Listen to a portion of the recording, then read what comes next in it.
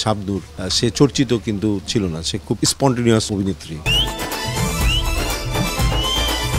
পরিমণির ক্ষেত্রেও বলবো সেও খুব স্পন্টেনিয়াস অভিনেত্রী। পারফরমেন্সের সময় সে খুব সিরিয়াস, মেশার দিক থেকেও। মহাসুন্দরীতে প্রথম পরিমণির সাথে পরিচয় এবং তার সাথে অভিনয়, খুব অমায়িক এবং খুবই মিশুক এবং খুবই ভালো মানুষ। হিরোইন হিসেবে যে তার একটা ভাবসাব কিংবা একটা ক্যারেক্টার অভিনেতাকে সে হয়তোবা কোনো মূল্যায়ন করবে না, সেটা তার মধ্যে নেই। মহাসুন্দরীর গল্প শুনতে চাই। মহাসুন্দরী তো একটা অনুদানের ছবি ছিল। মহাসুন্দরীতে প্রথম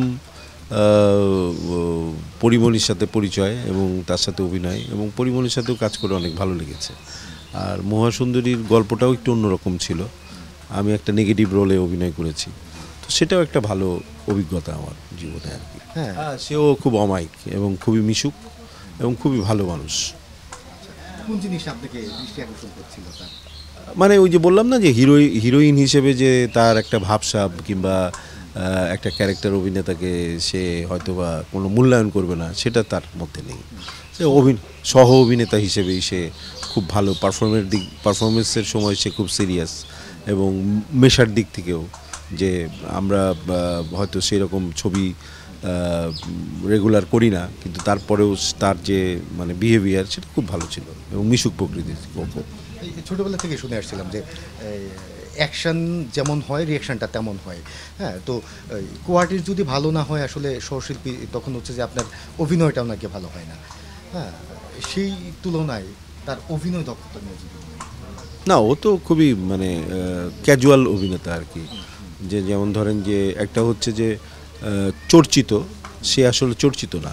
যেমন শাবনূর, সে চর্চিত কিন্তু ছিল না, সে খুব মানে স্পন্টেনিয়াস অভিনেত্রী। তো পরিমণির ক্ষেত্রেও বলবো সেও খুব স্পন্টেনিয়াস অভিনেত্রী। মানে ওই কাজটা করার সময় আমি দেখছি যে সে আসলে খুবই স্পন্টেনিয়াস ক্যারেক্টারটার মধ্যে ঢুকতে পারত।